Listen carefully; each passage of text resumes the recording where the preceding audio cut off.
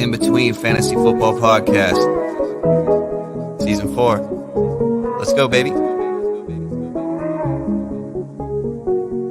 Yeah. There was a time I had trouble talking about it. Congratulate them, we know they doubted. Somehow we made it up out the pit, back against the wall, never quit. Traversing through each obstacle, show a non-believer what's possible. Let nothing they could do stand in between me and my wildest dreams. Let's go. And that come at us could come in between. Life gave me the worst, yet my side grew so green. We've been down in the dirt, been tossed in the trash, but I never stray from my path. When we're gone, we ain't looking back. Maybe we were all way too high. Maybe that's our fault. It's going to be a crazy time, but it's going to be a fun time. Life is boring if you don't take some chances and do some things outside the box. Your destination for both some feel-good lifestyle advice and some fantasy football advice. All right. Welcome in, boys and girls from around the world. We are keeping it moving here on the In Between Fantasy Football Podcast throughout the offseason. Tonight is our Dynasty edition of the podcast. You only get one of these per summer, so enjoy it while it is here. I'm Seth Woolcock, joined by the man, the myth, the legend. He's a chef, he's a realtor, he's a fantasy football analyst, Nathan Polvo. What's up, Nathan? So technically I'm not a realtor because I don't pay to be a part of an association of realtors. So I just have to get that clear so I don't get sued. But you Just do sell to houses. put it out. You do sell houses then. Yeah, I'm a real estate agent. I'm just not part of an association that charges way too much money for absolutely nothing. Other than that, I'm great. I mean, Shane's here. Yeah, absolutely. I'm pretty stoked to see Shane. Absolutely. We got Shane back on the show. We also have our guy, Scott Rainier. You know him, holding it down there out in Seattle. Scott is a father. He's a construction manager by day. He's with Fantasy Data as well. And then he holds it down here on the IBT podcast every other episode. What's up, Scotty? I'm good, man. Nothing to clarify that you said about me. That's all accurate. No worries about any lawsuits. Things are good. I got over the Rona, the COVID I had last week. Got my energy back, and so that's great. And it seems to have left our household. Woo! So that's good. And summer's about to start for the kids, so that's exciting. Awesome. Well, we might not have any lawsuits from Scott, but with Shane on, we might get some lawsuits from some viewers tonight. Guys, let's give it up for one of my favorite people in the industry, someone who helped me find my footing in this industry. Shane is the worst. Shane Manila. Shane, you are best known, I think, for your podcast, Dynasty Trades HQ, Dynasty Trades in 5 as well over on the YouTube, DLF. You're with Fantasy Data as well. Shane, what's up, man? How you been lately? Pretty awesome. Pretty good. No complaints over here. I actually have been part of a lawsuit in the past, named as a plaintiff, but I was indemnified because it was through work. So we won't talk about that now, but it's all good. I haven't been sued in a long time. So let's try to keep that streak going. Like I got the little chalkboard, have not been sued in 349 days. Yeah, I'd like that streak. Let's keep it going. Yeah. Let's keep it moving here on the podcast, folks. We got Brad Bolt in the house. What's up, Brad? We also got our guy Dale DeMont, Eat Sleep Fantasy in the house. What's up, Dale? Appreciate everyone tuning in tonight on the YouTube.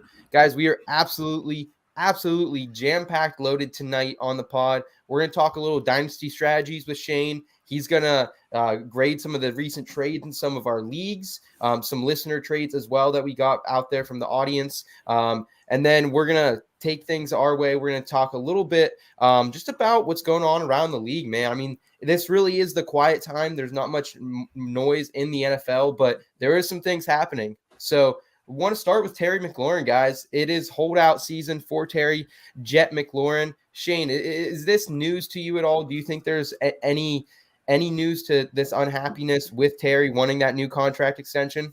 No, I think Ron Rivera came out today, said there's nothing to see here. We're going to get a contract done. He's the wide receiver one there. you can't go into a season with Jahan Dotson and Curtis Samuel, who's probably injured right now, and Antonio Gandy Golden, although I think he moved to tight end. So yeah, they're going to get that deal done. It's just, everybody's playing chicken right now, and you have to, because if you don't act like you're going to hold out, or at least give the impression that you might do something, then the team's not going to take care of you because, well, let's face it, they don't want to have to pay you anything.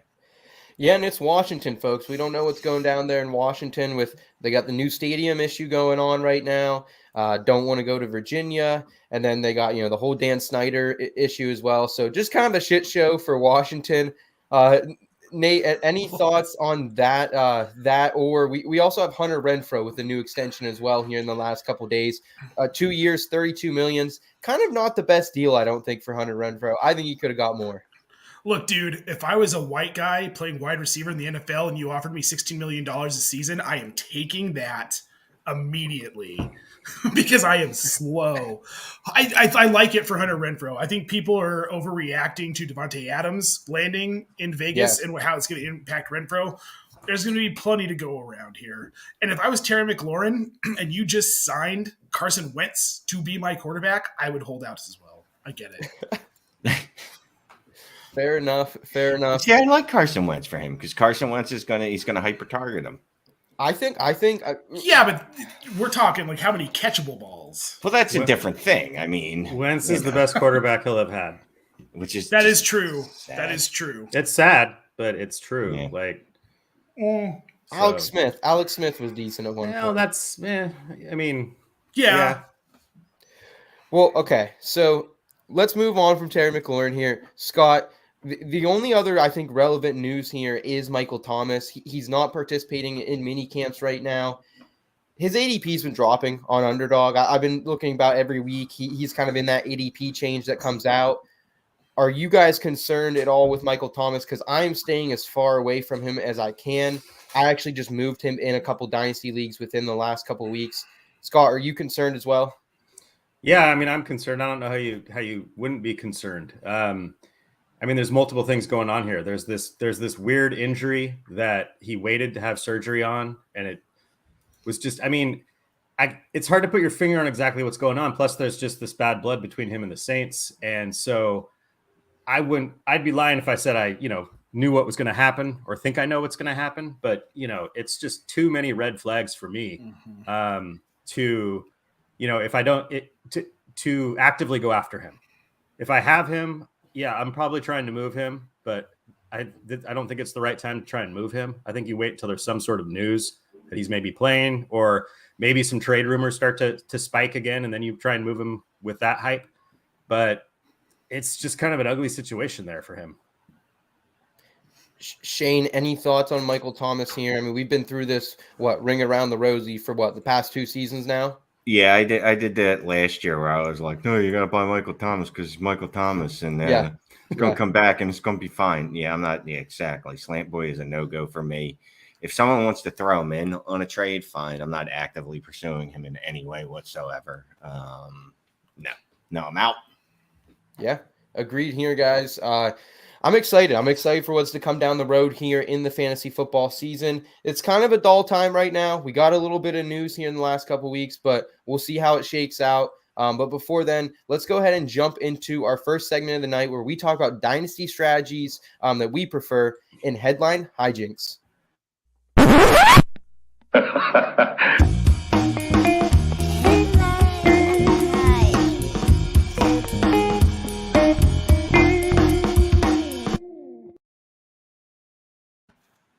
All right, Headline Hijinks. Guys, this is where we like to put our little bit of fun spin, wordsmithing on some fantasy football talk. So let's start out with dynasty strategies. Let's talk a little bit about what a dynasty league is, how we can approach this.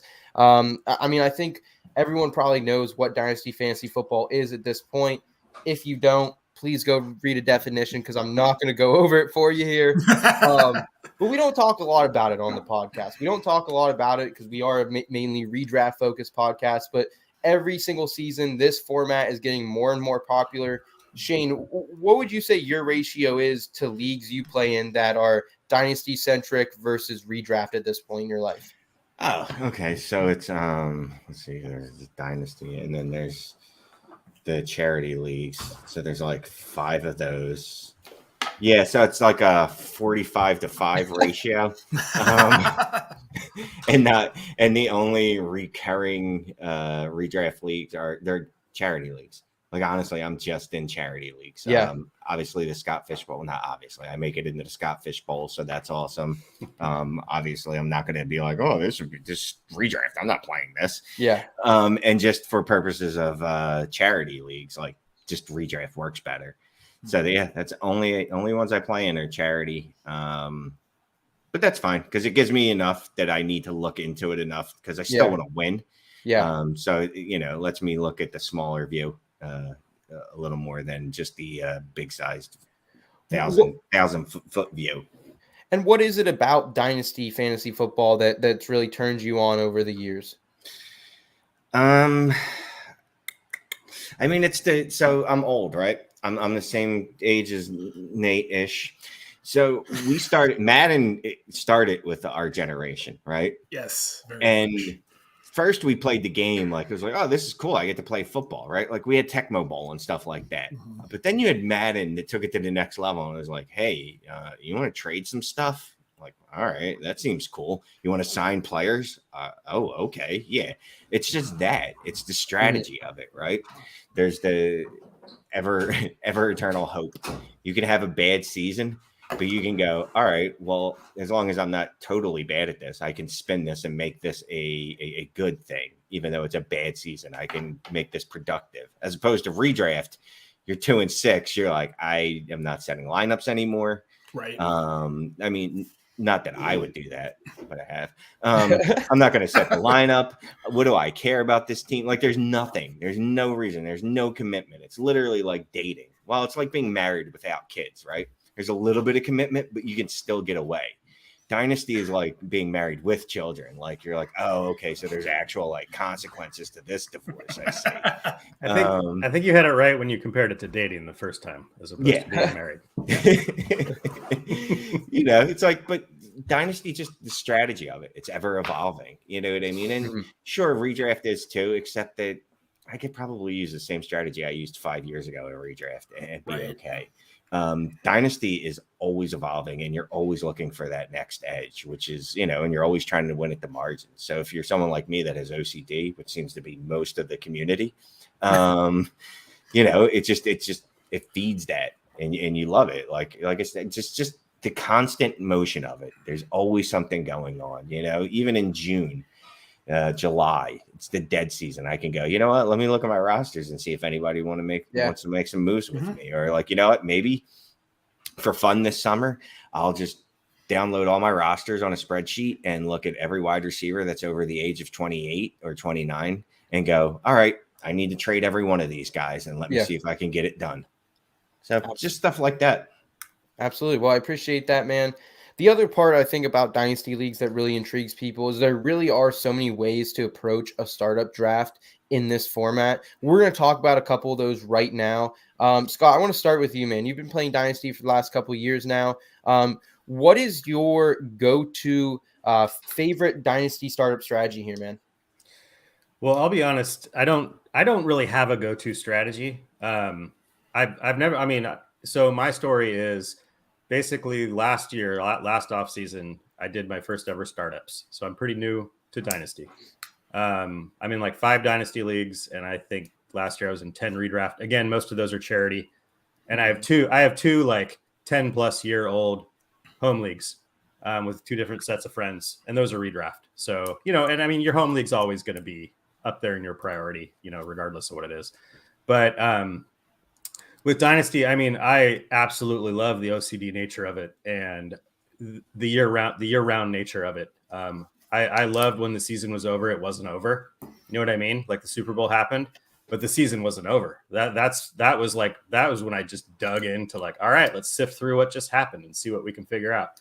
I would say if I do have, I've always just been like I don't set a strategy even, and maybe I'll learn because I'm still fairly new to Dynasty. Maybe I will start to develop some more consistent strategies, but I've always just been let's see what happens in front of me.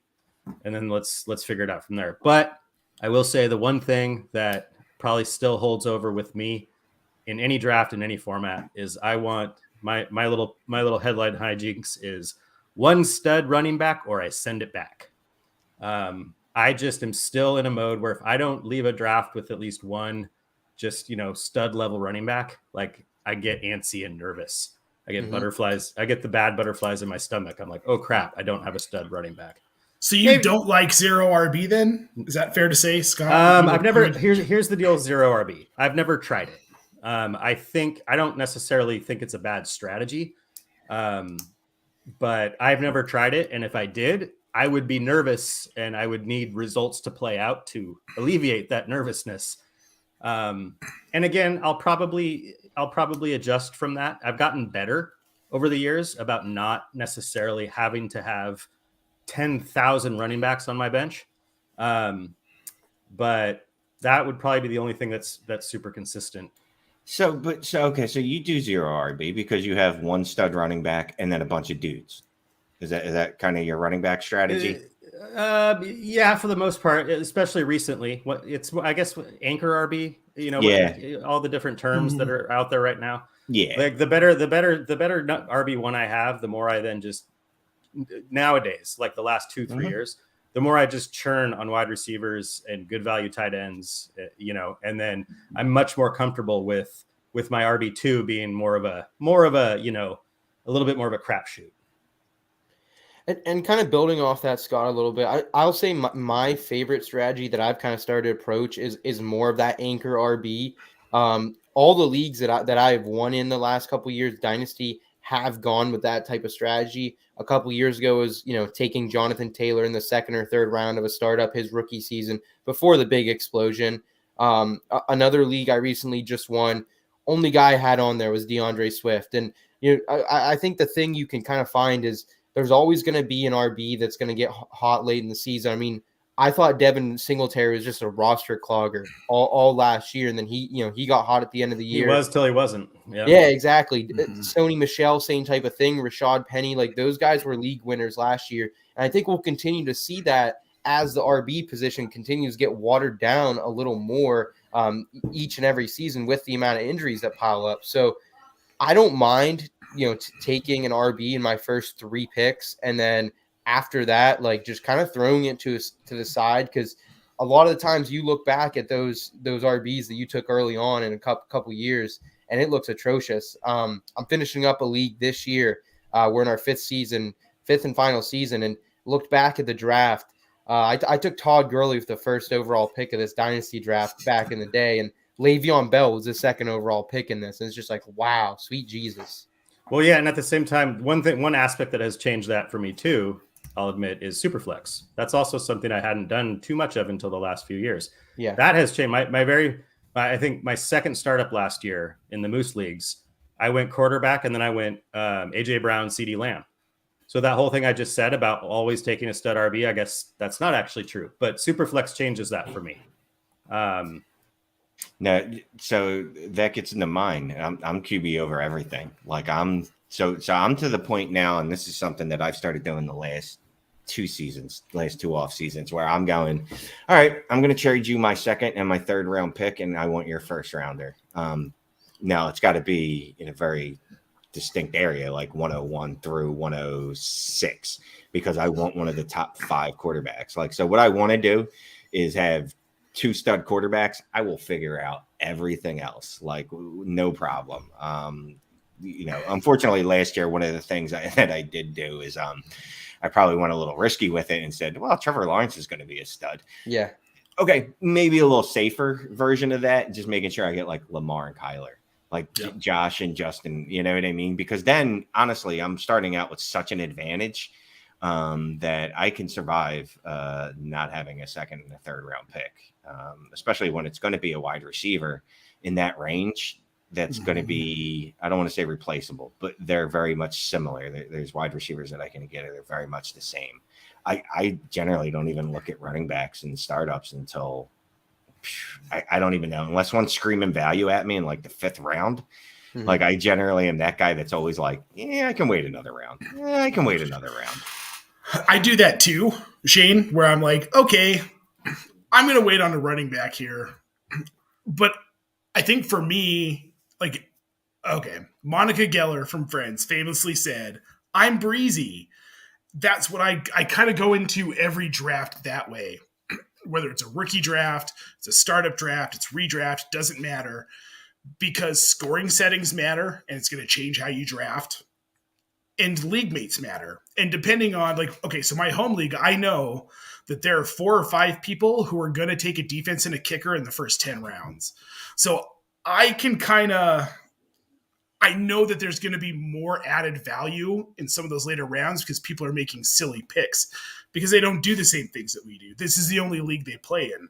I play off of that versus being in a league full of analysts where I know, like, okay, if I want a good running back, knowing these scoring settings, I have to grab a running back in the first round, then I'll do it. It all depends on situation. You have to know your league before you walk into a draft saying, I'm going to go hero QB, I'm going to go hero wide receiver, I'm going to go 0 RB. That might not work for your league settings. It might not work for your league mates. Shane, as we kind of wrap up this discussion here on dynasty strategies for startups, is there one in particular or a couple that you just don't think work anymore, don't hold up today, or do you think they all have merit in their own way?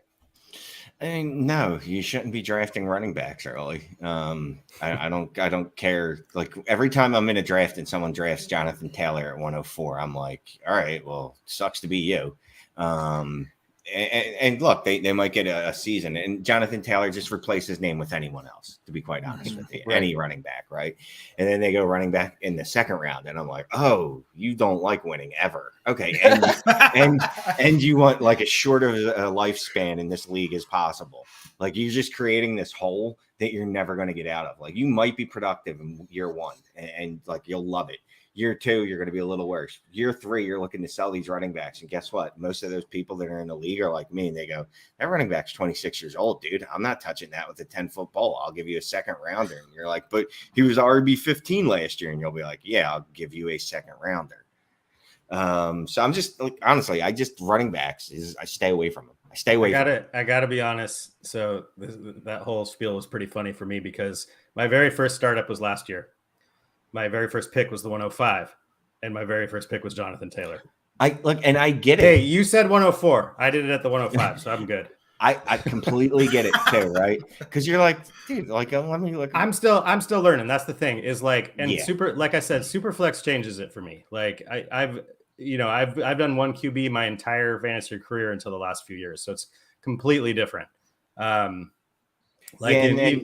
You'll hear even in Scott Fishbowl, I went quarterback receiver.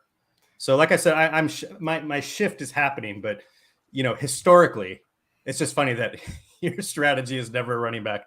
My strategy is always a running back. So you know what? That's what rookie drafts are for. That's where I'm going to get my, and look, good point. Your rookie draft should be BPA, right? Like unless it's a quarterback and you have 6 of them, trade out. But I mean, that should be your strategy. But when it's, the tiebreaker, I'm probably going to go running back. Like a lot of my teams are filled with just rookie running backs. Like I have a ton of James Cook, Kenneth Walker. You know what I mean? Like I love rookie running backs. Second year running backs. And then as soon as that second year is up, I'm like, all right, I got to get rid of this grenade before it explodes by my hands. Like, I got to do this. So and you said this is your second year playing Dynasty, right? Yeah. It's definitely, and the beautiful thing about it is the game evolves and the people you play with evolve as you evolve. And that's why it's just such a great game. Well, and Shane, I want to kind of build off what you said a little bit about, trading those RBs, building them through your rookie drafts. It really makes sense when you look back at the analytics here. The last 10 years, we've had at least one rookie RB finished as an RB1 in fantasy each and every season, other than 2019, which was, the Miles Sanders, David Montgomery year. But outside of that year, I mean, you're going to get a stud almost each and every year. And I think that just continues even this year. Breece Hall, Kenneth Walker, James Cook, we have a slew of guys who could easily, vault themselves into that RB1 discussion by week 18. Except for James Cook. Hey. Scott. I spent hours on an article about him. I have to stick to it. Fair enough. Fair enough. Well, guys, I think that was a great discussion on strategies here. I want to go ahead and grade some trades here in our next segment, temperature check. If we have any fans out there right now, any listeners who want to ask, Shane does a lot of these trade grades over on Dynasty Trades HQ. So go ahead and drop them in the chat. Any trades you're thinking about making, any trades you've recently made, and Shane and I and Scott and Nate will give you our feedback here inside temperature check.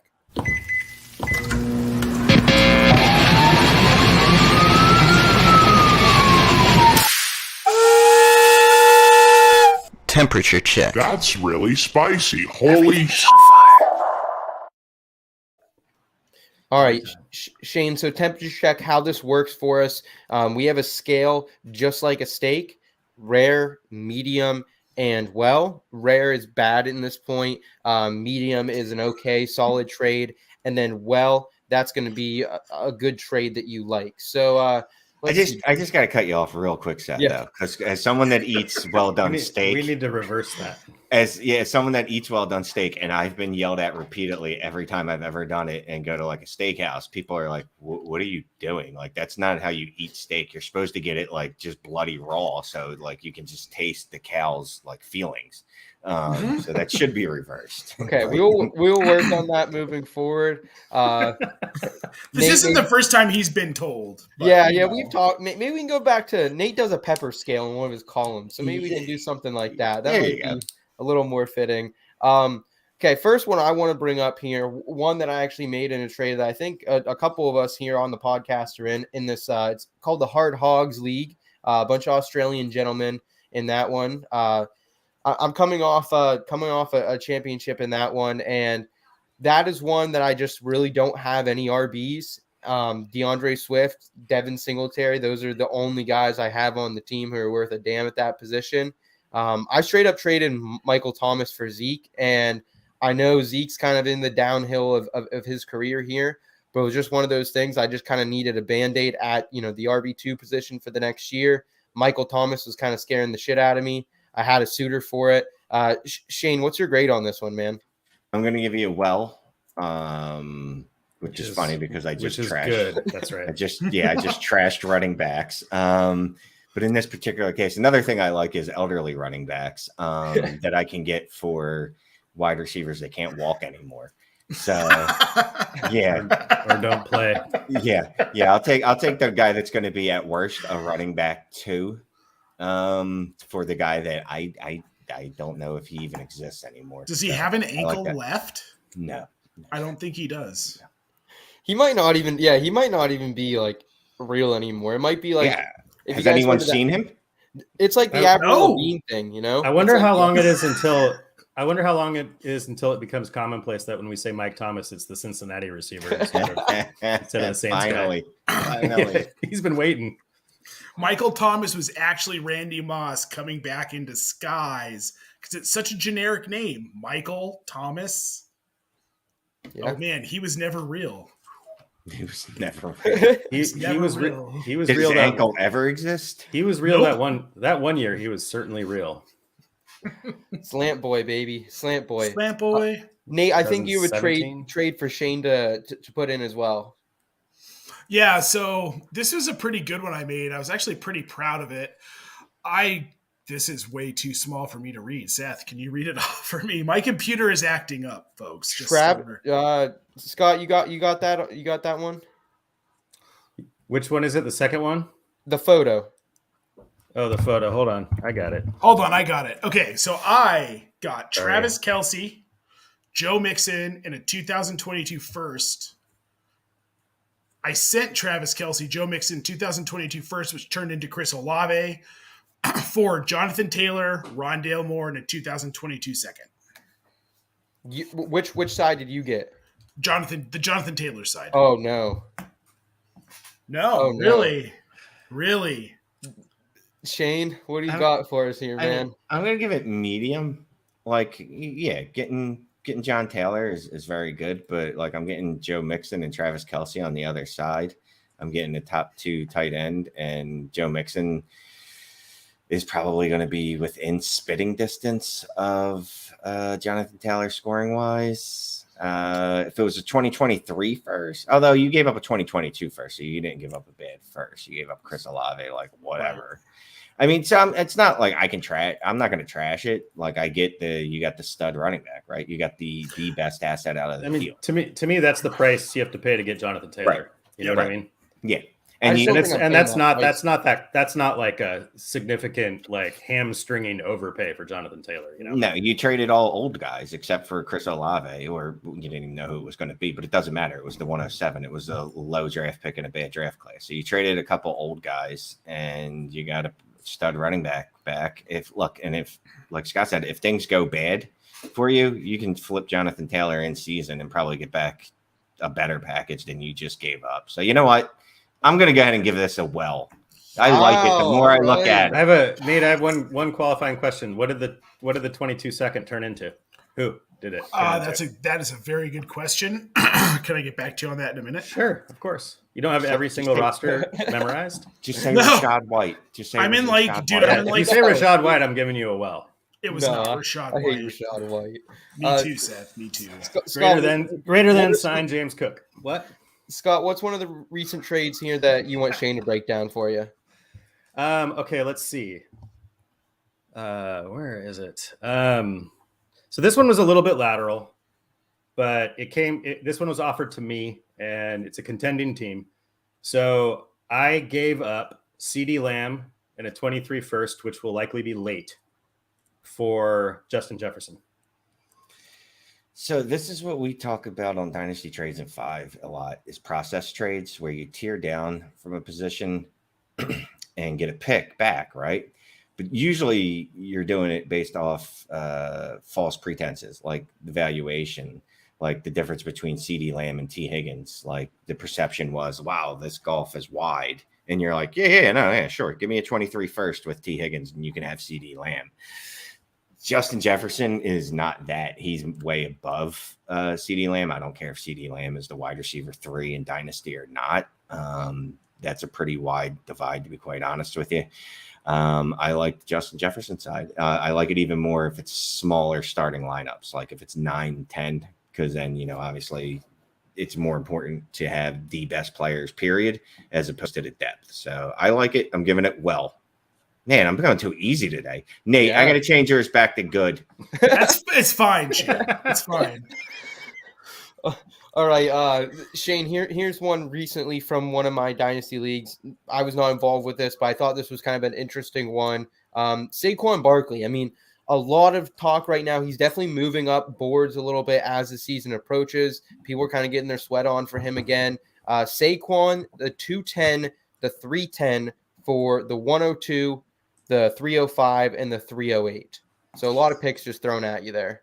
So you're making me look like a goddamn liar because I keep picking the old running back side. But we did it, guys. We did it. It's Saquon. I mean, look, at 102, right? I'm guessing you're drafting Drake London, whoever made that trade. And if they're not, they're drafting Kenneth Walker. And if they drafted Kenneth Walker to replace Saquon Barkley, they just did this all wrong. Like, then you should have just traded Saquon for a 23 first and should have just held him if you couldn't have done that, because Barkley's going to outscore Kenneth Walker over the next 2 years, probably. And you should be able to get a 23 first for him. If you're going to swap him for a younger running back, like, get it in a deep running back class, like next year's class, not where the 102 is Kenneth Walker, who I was joking about being a back of the first round draft pick like a year ago at this time. Yeah, absolutely. Last one for me here, and we'll throw it back if anyone in the audience tonight, if they want to ask any trade questions to Shane, if Scott or Nate have any more as well, we can take those. Last one for me here that I saw it was actually in the middle of a rookie draft here. We had Laviska Shenault traded for the 305 and 308. I don't need to talk about my opinion on this. Shane, what do you think, man? I take the 305 and the 308 all day. I take the 405 and the 408 all day. At least they still have some hope. Laviska is burnt. Yep. Well, it's well done. There we go. Good. So, Shane, if you care, I got Matt Corral with that 207. I like it a little less, but it's still fine. It's still fine. It's not great, but like this rookie class has been awful, and it's been really hard to navigate some of these drafts where it's like you get into the second round and you're like, I just want to trade my picks. I bet you Matt Corral gives you some starts this year. I'm sure he does. Oh, Too. yeah. I don't think there's any week where you go, oh yeah, I'm starting Laviska Shenault, no problem this week. Because if Right. you do, you're tanking, and then it really doesn't matter. It's a different conversation. Yep. Scott, Nate, any other trades here that we do have for Shane to critique for us? I have None that I one. want to share. I have one that I don't mind sharing. I'm not sure if I made the right choice, but I gave up Elijah Mitchell, Kenneth Gainwell, and the 22-105 for Antonio Gibson, Tim Patrick, and the 22-111. I don't hate that trade. I'm to I guess qualify this a little bit. I'm still, I don't care about Brian Robinson. I'm still an Antonio Gibson believer. So that was part of it for me. But anyway. So and I loved Antonio Gibson. I had big hopes and dreams for him. Brian Robinson scares me. JD McKissick, the fact that Washington drove to Buffalo and kidnapped him and forced him to come back worries me a little bit. Not because of him as the player, more so is what it says about Gibson. Like him and Mitchell, to me, I could go either way. So then really the difference with me is that 105 and that 111, because I really don't care about Tim Patrick in any real sense. Oh, come on. Have a heart. Look, heart. he's the wide receiver 2 on Denver, for whatever that's worth. Ooh. Jerry Jeudy, Tim Patrick, then Cortland Sutton. So I'm gonna have to give this a undercooked one because I'm not a Gibson guy. And it's funny, I was last year, but who went at 105? Just curious. Oh man, I'd have to. If you don't know, it's fine. It's fine. I'd have to look. I think I was able to get. Who did I get at 111? I think I got Olave. At That's not bad. Yeah, I mean that worked out well getting Olave there. But I 105, then you had the chance to get probably Burks, obviously. Yeah, I think I'd have to look. I think it was Yeah. somewhere, and I think it was probably either Burks or I can't remember. Yeah. Yeah. All right. Yeah. I agree, guys. Brad. I will say, I believe I'm not trying to defend myself necessarily, but I believe this trade was made pre NFL draft, so pre Brian Robinson selection. So we'll see. I mean, I think one thing that's a little bit surprising to a lot of people about Gibson is he was like 4th last year in carries of all the running backs. So it was seen as he just didn't get the work, but he still did. So I mean, that was with McKissick there. So I mean, I've given up my hopes and dreams of him being like the RB1 because he gets all this passing work, but I still think he's going to be a solid RB2. Yeah, and seeing that's part of the problem. And that's one of the things that happens in Dynasty, right? You pin these hopes to a player, they don't hit them, and then all of a sudden it's like it's not. You don't just see them for what they are. Like they fall even further than that because of what they could have been. You're like, no. You were supposed to be the running back 1. And you're like, well, I'm still the running back 6. And you're like, well, that means you're like the running back 30 to me. I don't want to talk to you.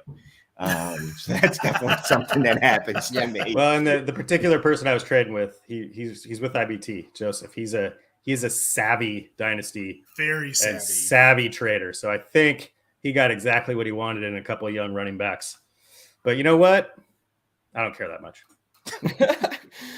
Well, guys, we'll see if we do care in the next segment. We're gonna go ahead and jump into our next segment. Would you rather? Shane, we appreciate your Dynasty trade advice, man. It's second to none. Thank you for that, man. Oh, thank you for letting me at least pick one of your trades. Absolutely. Let's go ahead and jump in, guys.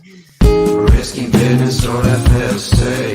Are you that hard on the rise? We're chilling with a cold one, even bold one, or hold back. Would you rather? This ain't no simple matter.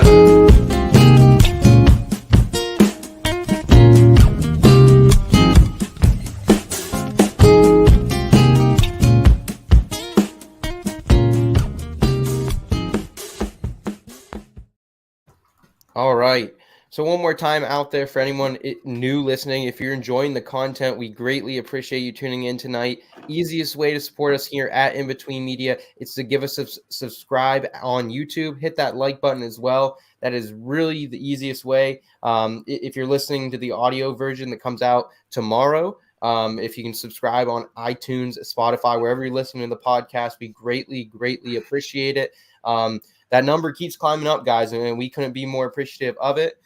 So this is Would You Rather. This is Would You Rather. We like to combine feel-good lifestyle advice with our fantasy sports advice. It's what we do here at IBT. It's what we do here on the podcast. So I want to start off with a simple one here. I'm at the beach this week. That is why I do not have my usual bookcase behind me. You look very beachy. Yeah, Like, I've noticed as we've gone through this episode, I'm like, damn, son, you're tan. Oh, I'm burnt, buddy. I'm not. Well, I'm not you tan. got the life preserver on the wall. Like you got the decor on lock. Like that's a clock. Oh, cool. Salt Life Seth. I'm feeling beachy. I'm also feeling burnt as hell. So a little aloe baths coming up after this podcast, but we're gonna stick through it.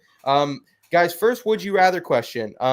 Would you rather on the beach be drinking a beer or be drinking something else? Nate, I want to start with you. You go to Mexico a lot. That's kind of your beach down there. True. So you're drinking different types of cerveza. What's your pref? So if you've got a Pacifico, I'll take it. If you've got a Corona, I'll take it. But if you walk up to me with an actual margarita, I'll take 3. And then I will fall asleep on the beach and look like you, Seth. Yeah. Fair enough. Shane, what is your preference here on the beach? I know, Phil, you're from Philly, so I know a lot of people, they go out to the Jersey Shore this time of year around the holiday weekends. Are you part of that crowd still, Shane? No, because I've actually been to good beaches. So once you go to a good beach in like Florida or even Delaware compared to or Maryland, and then you go to Jersey, you're like, oh, this is just terrible. And then you're like, and there's also a lot of people from Philly here, so I'm gonna go somewhere else. Yeah, margarita would work for me because that's what I was thinking. Like, I don't want a beer. I want something with a lot of alcohol but tastes fruity because I'm on the beach. Like, everything is perfect. I don't need beer. Beer's abrupt and abrasive. Like, beer's not good. Like, I drink beer because I'm a guy and I'm forced to. But if I had my druthers, I'd probably just drink wine. But I drink a lot of Jack and Coke too. But also, I want something fruity. I want something fruity with a lot of alcohol, like an Alabama Slammer. You know what I mean? Like, what is an Alabama Slammer?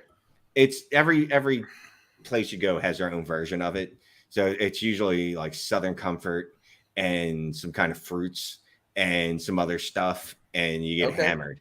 So the only thing I ever ask from the bartender is I'm like, can I get a cup that is a little more manly than that actually goes with this drink? That's it. Yeah, that's it.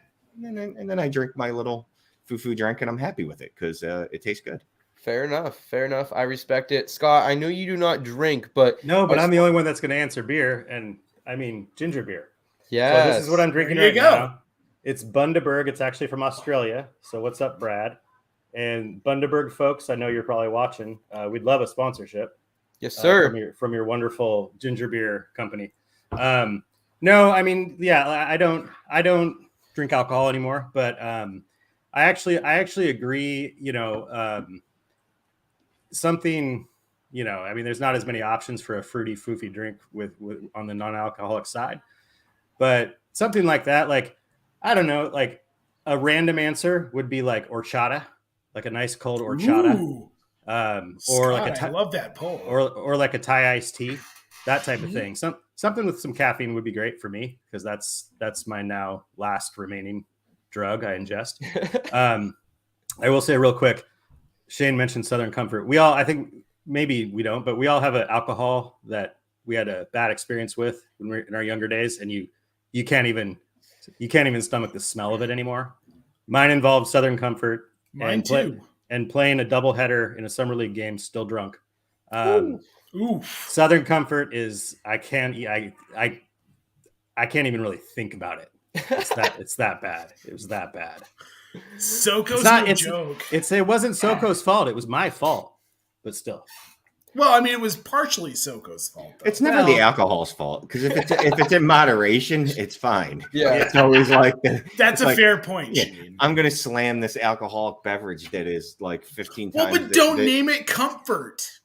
Well, I mean, I'm expecting comfort, not puking. That's a sales tactic. They can't name it Alabama. You're probably going to vomit it because that's too much, because then no one would buy it. Alcohol doesn't get people drunk. People get people drunk.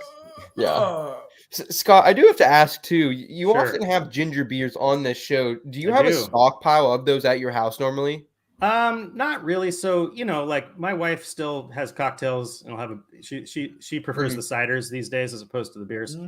And so, she's always like, maybe you're on a grocery trip, she'll call and just be like, because I'll check out some like fancy root beers and ginger beers just because, that's kind of what I have an option for. I don't do it as much anymore because I really don't like that much sugar. So, I mean, it's pretty boring for me these days. It's like LaCroix, like seltzer waters that are refreshing but no sugar. Yeah. We found a seltzer water that has a little bit of caffeine in it, so that's my new jam. Try the. Have you seen the Perrier's with the added caffeine? Well, that's what I'm talking about. So, but yeah, I mean, like I like the old school Dad's root beers in a bottle. I like the Mexican style Coke with the actual cane sugar in it. Sioux City sarsaparilla, stuff like that. So, love it. Okay, guys, shifting back here towards fantasy football. Would you rather take Jalen Waddle in a startup or Kyle Pitts? And, I think a year ago, it would have obviously been slam dunk Kyle Pitts. I know in a lot of dynasty rankings right now, our guys over at Fantasy Pros, they agree that it's by far and away Kyle Pitts. I'm not so sure, though. Last season, Jalen Waddle, 104 receptions, over 1,000 receiving yards, six tutties. And then Kyle Pitts, kind of a disappointing rookie year. I mean, got over 1,000 receiving yards, which is unheard of for a rookie tight end, but only 1 touchdown, 64 receptions. And now Marcus Mariota comes to town. Shane, where are you at on these two players moving forward here? So one of these guys has a legit chance to be the one at his position for the next decade, and it ain't Waddle. Waddle had a very nice rookie season. Good for him. Tyreek Hill's there to shred some of that fantasy production over the next couple years. I don't care who's throwing the Kyle Pitts. Situations change, but Kyle Pitts is an absolute monster, and the advantage he gives you over other tight ends in the league is it's going to be unfair. What he did last year to have 1 touchdown, it's going to be scary when he actually gets some receiving touchdowns too. Kyle Pitts is just generational. There's no way. All those people that yelled at you for drafting him too high in rookie drafts last year, they were wrong. Okay. Yeah, I agree. Because I did a kind of a deep dive article on touchdown regression, which I don't like hang my hat on regression necessarily, but I was just curious because especially with with Kyle Pitts, it just seemed like how ridiculous actually is it that he only had 1 receiving touchdown. So what I looked at was tight ends in the last 20 years who have had 100 targets and 1,000 yards, which he did.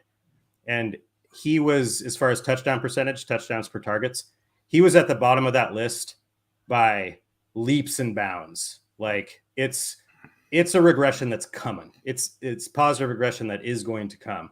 I saw somebody post on Twitter the other day, like if you ignore the touchdowns, if you can make yourself ignore the touchdowns, I mean, Kyle Pitts' rookie year was just the same as Jamar Chase and Justin Jefferson's rookie year, as far as at their position, what they did in their rookie year. I think just because he didn't score 10 touchdowns and just run away with the tight end 1 immediately, I think his hype was so big that there was no way he was going to not disappoint last year for a lot of people. Well, I think go ahead. Sorry. No, you're not. You're good. I was just going to say, I think if you were smart heading into these rookie drafts last year, I was taking Kyle Pitts very early because there was no reason not to. However, I was realistic, knowing very well that 2021 probably wasn't the season that high draft pick paid off. It generally doesn't for tight ends. And yes, he was generational, but also at the end of the 2020 season, all of us were saying, should Matt Ryan retire? Maybe he should retire. He was really bad. So I think we knew what we were going to get from Kyle Pitts, and we actually got more than we thought. I think if we're honest with what we thought we were going to get out of Kyle Pitts. Who here actually thought he was going to get 1,000 receiving yards? I mean, Nobody. no, but Absolutely I did no think one. the touchdowns were going to be better. He was a touchdown monster in Florida, so I really was expecting, not double-digit touchdowns, but at I'll least, tell you what. 6 to I'll tell you 7. what. I am much more confident the fact that he had 100 targets and 1,000 yards than I would have been if he had, 60 targets, 30 catches, and 8 touchdowns.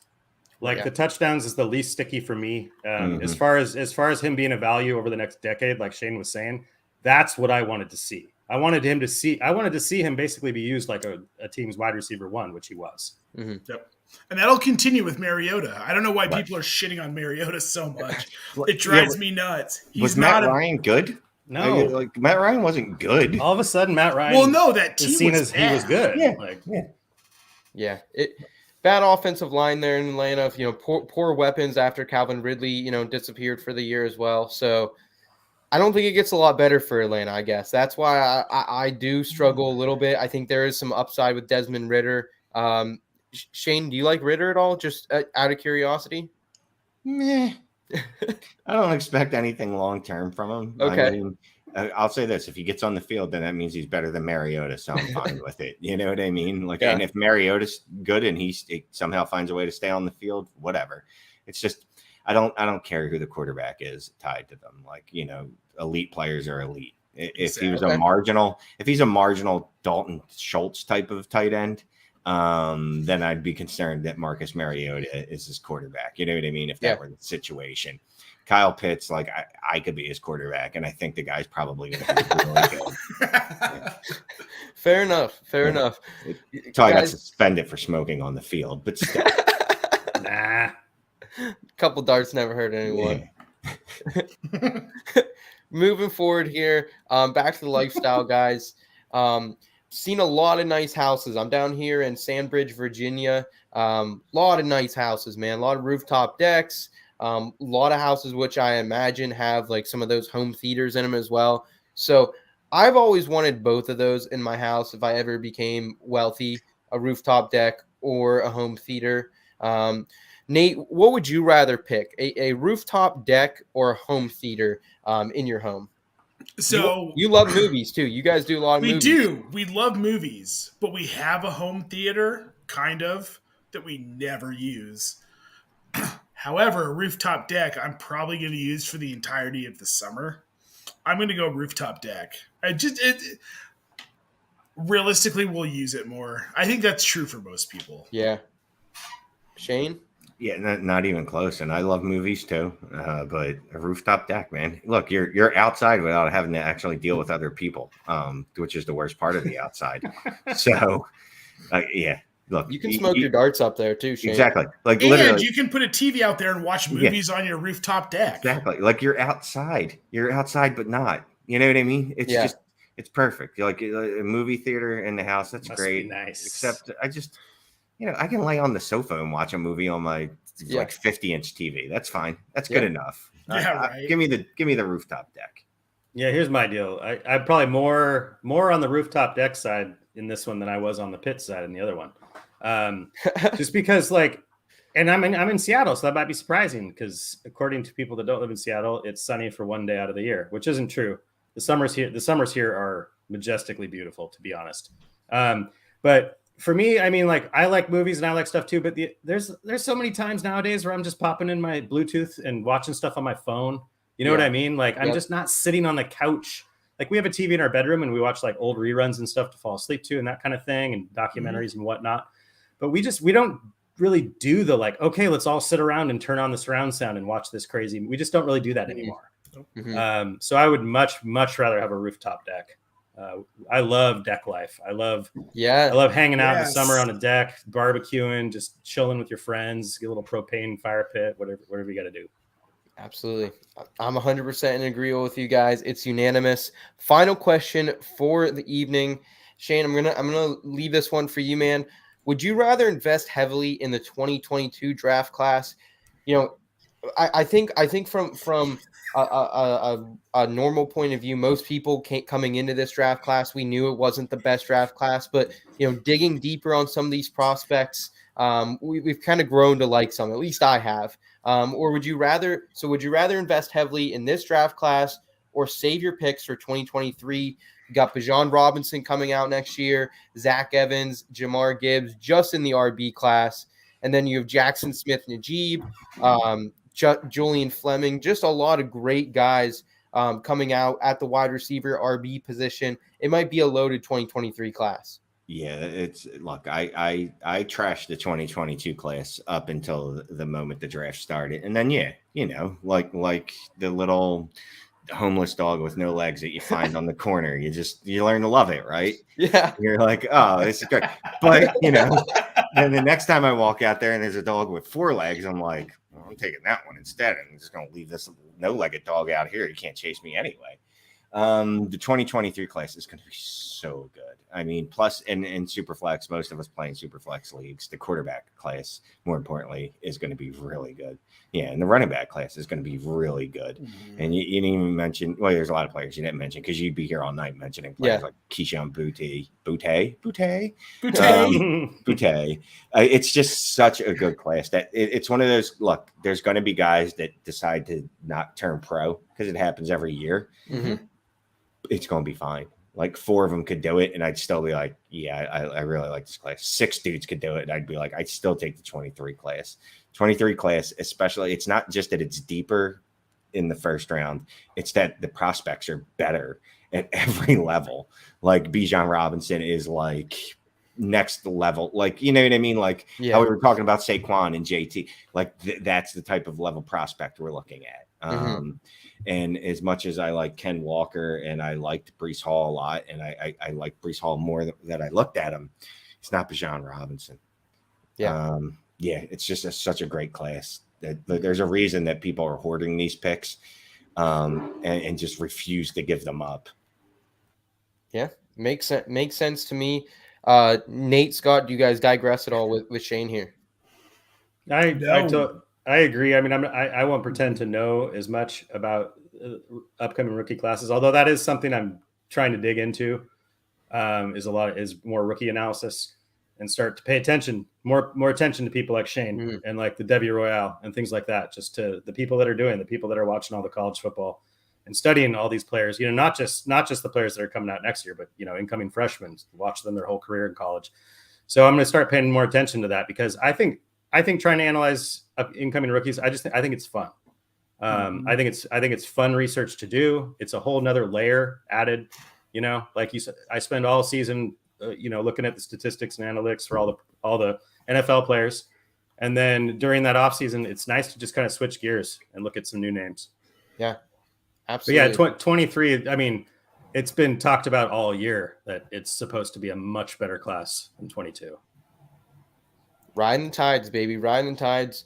Well, guys, I appreciate all your guys' insight tonight. I hope our audience got some good intel from Shane, from Nate, and Scott as well as we approach what's going to be another fun fantasy football season. We don't get to talk a lot of Dynasty, so it was an absolute pleasure having you on tonight, Shane. How can we and all the IBT family members out there best support you in your work, Shane? Go subscribe to Dynasty Trades HQ and subscribe on YouTube to the Dynasty Trades in 5.